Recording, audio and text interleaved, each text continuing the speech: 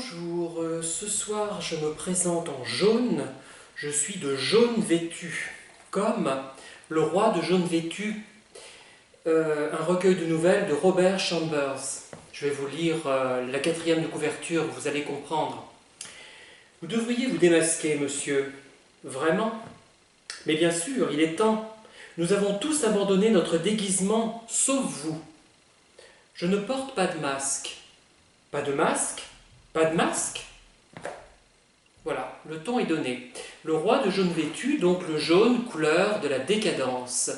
Et je vous invite à lire ce livre, il faudra d'ailleurs que je le relise, puisque je l'ai un peu oublié, je l'ai lu il y a un certain nombre d'années, et ça fait penser un peu au Necronomicon, un peu l'idée. Ce livre mystérieux, Le Roi de jaune vêtu, que les personnages sont censés lire, sont censés avoir lu plutôt, et sont censés connaître.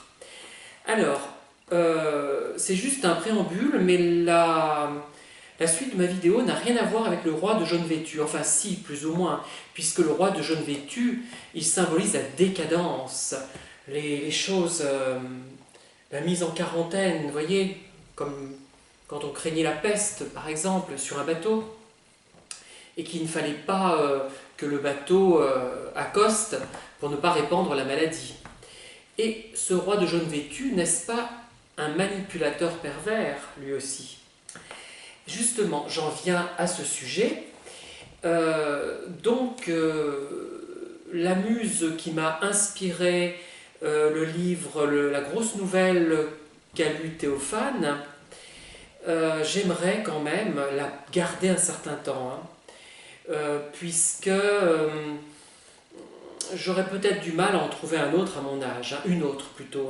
C'est une muse, donc c'est féminin une muse. Une muse, on ne dit pas un muse. Je ne sais pas ce que c'est un muse d'ailleurs, enfin bon. Et donc, ce serait peut-être bien si cette muse préservait un petit peu sa santé, faisait plus attention à sa santé, en limitant sa consommation d'alcool, en limitant ou en supprimant même totalement sa consommation de tabac. Donc ça me ferait plus d'usage, vous dureriez plus longtemps, chère muse. Voilà. Puis moi, je pourrais écrire de véritables chefs-d'œuvre inspirés par vous.